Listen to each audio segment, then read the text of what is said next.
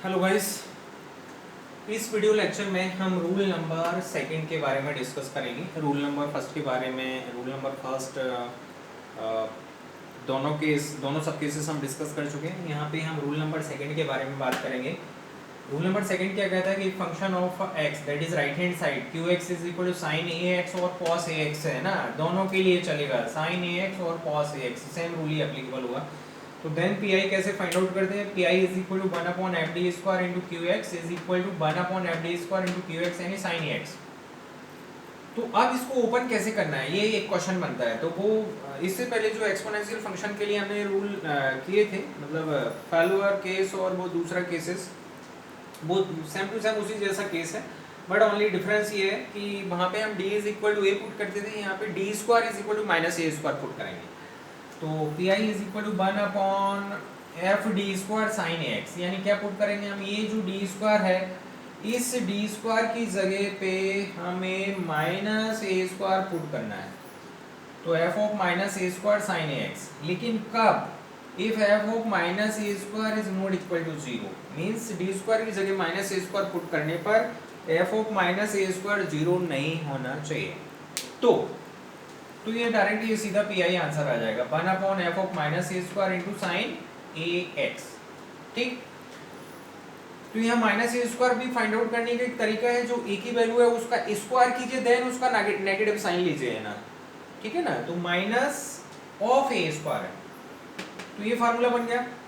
लेकिन अब इसी का फेलोर केस हम बनाते हैं, जस्ट लाइक जो प्रीवियस केस हमने फेलोर केस बनाया था वैसा का वैसा, कि अगर D square is equal to minus A square put करने पर F of minus A square zero आता है, तो सेम टू सेम प्रोसेस करना है, इसको डिफरेंशिएट करना है, डिनोमिनेटर को डिफरेंशिएट करना है, न्यूमरेटर में एक एक्स से मल्टीप्लाई कर देना है। देखिए यहाँ पे ये अगर D square is equal to minus A square put किया और ये जीरो आ रहा है, तो हम ये क्या करेंगे, यहाँ से यहाँ न्यूमरेटर में एक्स से मल्टीप्लाई करेंगे, डिनोमिनेटर को डिफरेंशिएट करेंगे with regard to D into sine X. Again ये रूल हम अप्लाई करने के लिए जाएंगे, ये वाला रूल जो अभी हमने अप्लाई किया था, ये रूल अप्लाई करने के लिए जाएंगे, यानी डी स्क्वायर की जगह माइनस ए स्क्वायर पुट करेंगे, तो X upon F dash minus A square into sine X. लेकिन ये होगा कब? If F dash minus A square is not equal to zero, अगर डी स्क्वायर की जगह माइनस ए स्क्वायर पुट करने पर F dash minus A square zero नहीं आ रहा, और अगर जीरो को F dash minus A square zero हो जाता है, तो फिर फर्दर हम सब केस अप्लाई करेंगे, यानी कि इसको अगेन डिफरेंशिएट करने के लिए जाएंगे।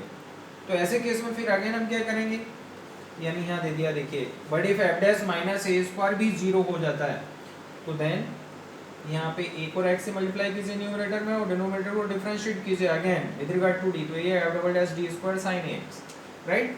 उसके बाद इसको ओपन करना है, तो ओपन करने के लिए वापस यही वाला रूल हम अप्लाई करेंगे कि डी स्क्वायर की जगह माइनस ए स्क्वायर पुट करेंगे, तो F double dash D square यानी F double dash minus A square, ये जीरो नहीं होना चाहिए, तो आंसर यही है। अदरवाइज फिर फर्दर एक बार और डिफरेंशिएट करने के लिए जाएंगे, यानी न्यूमरेटर में एक्स से मल्टीप्लाई करेंगे और डिनोमिनेटर में हम एक बार और डिफरेंशिएट करेंगे, राइट। तो ये रूल नंबर सेकंड कहता है। रूल नंबर सेकंड के लिए यहाँ भी हम इसको बाइफरकेट कर देते हैं, रूल नंबर सेकंड का ये फर्स्ट केस और ये सेकंड केस, यानी इसको हम फेलोअर केस भी बोल सकते हैं, और ये केस सेकंड का एक सब केस हो गया हमारा यहाँ पे, ठीक है ना। अब देखते हैं इस पे हम क्वेश्चन देखते हैं। तो सबसे पहला एक क्वेश्चन यहाँ पे आप देखेंगे, D square minus 5d plus 6y is equal to sine 4x है। तो यहाँ एफ डी क्या है, F D is equal to D square minus 5d plus 6, और क्यू एक्स क्या है, Q X is equal to sine 4x है। तो आप पहले सी एफ के लिए जाएंगे, तो सी एफ क्या है हम फाइंड आउट कर ही चुके हैं इससे पहले वीडियो लेक्चर में, same D square minus 5d plus 6 का सी एफ क्या आता है, इसको सॉल्व करने पर एम की वैल्यू 32 आएंगी, तो C F C one E to the power 3x then C two E to the power 2x बन जाएगा। अब इधर यहाँ पी आई देखिए, P I is equal to one upon F D into right hand side, तो one upon D square minus 5d plus 6 into value of Q X क्या है, sign 4x है, ओके। अब अगेन अब यहाँ क्या करते हैं, इस वाले केस में हम डी स्क्वायर, पहले तो ए को आइडेंटिफाई कीजिए, ए इज इक्वल टू क्या है 4 है, ए का स्क्वायर कीजिए तो ए स्क्वायर 16 आ गया।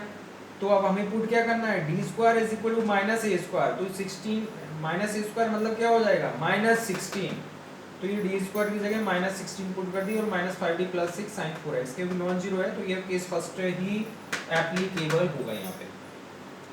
इसको सिंप्लीफाई किया तो ये क्या मिला हमें -1/-10 minus 5d into sine 4x। अब देखिए -5 कॉमन आ रहा है यहाँ से, तो -1/5 और इनसाइड द ब्रैकेट क्या हुआ है 1/2 plus d into sine 4x।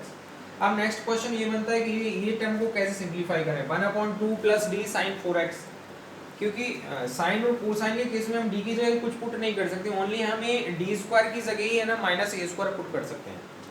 तो अभी तो ये 2 प्लस डी टर्म है, यानी हम इसको डायरेक्ट सिंप्लीफाई तो कर नहीं सकते, तो फाइनली हम करेंगे क्या कि ना 2 प्लस डी से इसको रेशनलाइज कर देंगे। क्यों? क्योंकि हमें डी स्क्वायर में टर्म मिल सके। तो यहाँ में 2 प्लस डी के अपोजिट साइन 2 माइनस डी से न्यूमरेटर एंड डिनोमिनेटर में हमने मल्टीप्लाई कर दिया। यहाँ आ जाइए, ये देखिए, तो P I is equal to -1/5 और ब्रैकेट के अंदर 2 माइनस डी से न्यूमरेटर और 2 माइनस डी से डिनोमिनेटर में मल्टीप्लाई किया, 2 माइनस डी अपॉन ये 4 minus D square sign 4x हो गया। अब यहाँ पे देखो ये टर्म एक न्यूमरेटर में भी ऑपरेटर है, एक डिनोमिनेटर में भी ऑपरेटर है, तो अलग अलग हम सॉल्व करेंगे, एक साथ सॉल्व नहीं कर सकते। तो 2 माइनस डी पहले हम बाद में ऑपरेट करेंगे, पहले हम 1/4 माइनस डी स्क्वायर ऑपरेट कर रहे हैं किसके ऊपर, साइन 4x के ऊपर। तो ये -1/5 तो फिक्स चल रहा है, 2 माइनस डी। अब ये वाला टर्म देखिए 1/4 minus D square sign 4x, तो यहाँ पे अगेन ए क्या है 4 है, ए स्क्वायर 16 हो जाएगा, D square is equal to minus square that is -16 put करना है, तो 4 प्लस 16 हो जाएगा साइन 4x। अब ये 1/4 प्लस 16 यानी 20 और 20 बाहर आया तो -1/5 से मल्टीप्लाई हो गया, -1/100 हो गया।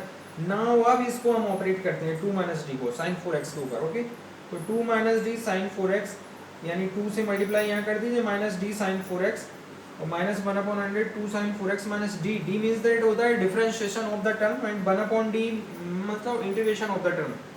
तो d sin 4x means that इसको डिफरेंशिएट किया हमने, तो ये क्या मिला हमें 4 इंटू कॉस 4x। तो ये हमारा 2 यहाँ से कॉमन आ गया अंदर से, तो -1/50 sin 4x minus 2 cos 4x, तो ये हमें पी आई मिल गया फाइनल। अब इसका जो कंप्लीट सॉल्यूशन कैसे दिया जाएगा, complete solution of this differential equation is given by y is equal to C F plus P I. तो ये हमने ये सी एफ पुट कर दिया एंड ये जो पी आई है नेगेटिव साइन के साथ है, प्लस करना है बट नेगेटिव ऑलरेडी पहले से ये -1/50 ये आ गया। तो फाइनली हमें इसका जो डिफरेंशियल इक्वेशन था इसका हमें सॉल्यूशन मिल गया है, ठीक है ना। तो कौन से केस के लिए है ना, नॉन फेल्योर केस के लिए अभी हमने किया case number first, rule second का केस फर्स्ट अप्लाई कर दिया। अब हम एक केस सेकंड है ना फेल्योर केस के लिए भी हम डिस्कस कर लेते हैं। ओके,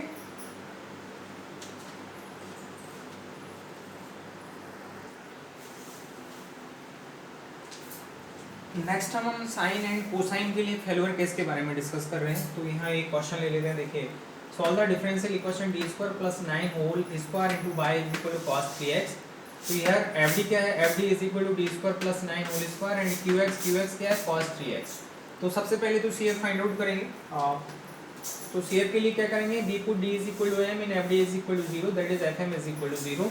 तो ये क्या मिला, M square plus 9 whole square is equal to 0, which implies that m square plus 9 is equal to 0 twice, m square is equal to minus 9 twice, m is equal to plus minus iota 3 twice, or this can be written as m is equal to 0 plus minus iota 3 twice, repeated twice, this is repeated twice। तो यहाँ पे alpha plus minus iota beta से compare करो, तो alpha क्या है 0 है, beta क्या है 3 है। तो इसके लिए सी एफ कैसे बनेगी, देखिए alpha plus minus iota beta क्या है, यहाँ पे m is equal to alpha plus minus iota beta is repeated twice, this is repeated root this is repeated root and repeated twice। तो कैसे बनेगा, देखो फार्मूला ऐसे मिलेगा इसका, C F is equal to E to the power alpha X c1 plus c2x into cos beta X plus c3 plus c4x into sine beta X. अब alpha and beta की value put कर दो यहाँ से, तो C F is equal to E to the power 0x c1 plus c2x cos 3x plus c3 plus c4x sine 3x। e to the power 0x 1 होता है, तो CF क्या मिला c1 plus c2x into cos 3x plus c3 plus c4x into sin 3x। Okay, अब next हम PI के लिए आते हैं। तो PI क्या कहता है, PI is equal 1/FD into QX। FD की वैल्यू क्या है, d square plus 9 whole square into QX क्या है, cos 3x है।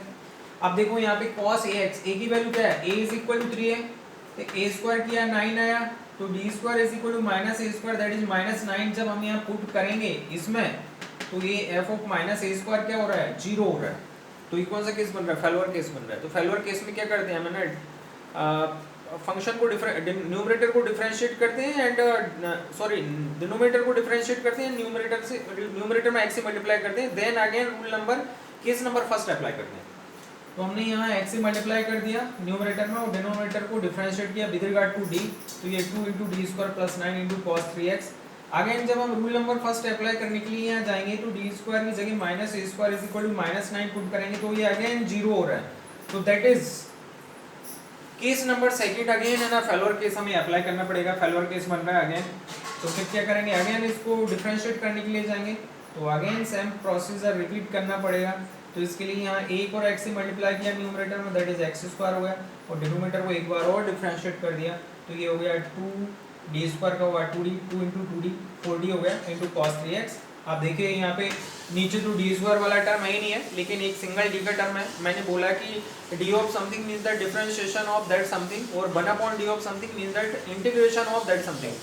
ठीक, तो ये x² 4d को हम कैसे लिख सकते हैं, x²/4 into inside the bracket ले लिया हमने 1/d इंटू cos 3x, क्योंकि x²/4 is free from the operator. कई स्टूडेंट यहाँ मिस्टेक कर देते हैं, x²/4 को भी अंदर ले लेते हैं ब्रैकेट के अंदर, लेकिन x²/4 तो ऑपरेटर से फ्री है। ओनली जो फंक्शन कौन सा है cos 3x, उस पे ऑपरेटर 1/d को ऑपरेट करना है हमें।